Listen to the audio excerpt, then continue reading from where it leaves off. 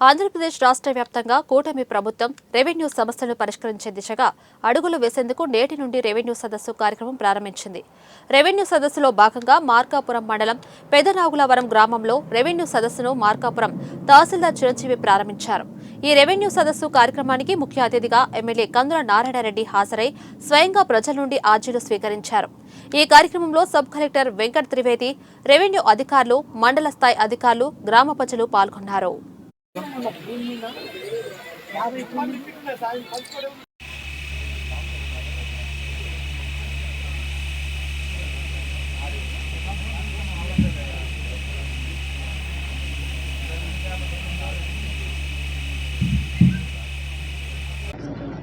Okay,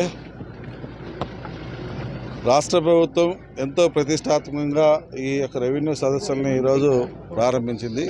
33 రోజుల పాటు ఈ రెవెన్యూ సదస్సులు ప్రజలకు అందుబాటులో ఉండబోతూ ఉన్నాయి. ప్రతి గ్రామానికి వెళ్ళి ఈ గ్రామాలలో గత ప్రభుత్వంలో కానీ అంతకుముందు కానీ ఏమన్నా భూ ఆక్రమణలు జరిగాయా, భూ దందాలు జరిగాయా, భూ సంబంధించినటువంటి సమస్యలతో ఇబ్బంది పడుతున్నటువంటి ప్రజలందరికీ కూడా న్యాయం చేయాలన్న ఉద్దేశంతో ఈ ప్రభుత్వం ప్రతిష్టాత్మకంగా తీసుకున్న ఈ యొక్క రెవెన్యూ సదస్సుల్ని విజయవంతం చేసే దిశగా ప్రజలందరూ కూడా ఉత్సాహంగా ఉన్నారు. గత 6 నెలలుగా తెలుగుదేశం పార్టీ కేంద్ర కార్యాలయానికి 78,000 పైచీలకు వినతులు వచ్చాయంటే ఈ భూ సమస్యల మీద ఎంత దుర్మార్గాలు జరిగాయో, గత ప్రభుత్వంలో ఎంత దుర్మార్గంగా వ్యవహరించారో దీన్ని బట్టి అర్థమవుతా ఉంది.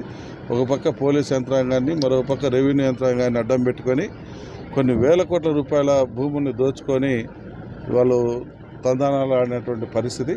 అటువంటి భూ బకాసుల భర్తం బట్టి ఎవరైతే నిజమైన లబ్ధిదారులు ఉన్నారో వాళ్ళకి న్యాయం చేయాలన్న ఏకైక సంకల్పంతో మా నాయకుడు చంద్రబాబు గారు, మా యువ నాయకుడు లోకేష్ బాబు గారు, మా మిత్రపక్షమైనటువంటి పవన్ కళ్యాణ్ గారు, మరియు మా మంత్రివర్యులు సత్యప్రసాద్ గారు, వీరి ఆధ్వర్యంలో ఈ రెవెన్యూ సదస్సులు విజయవంతంగా సాగుతాయని ప్రజలందరూ ధైర్యంగా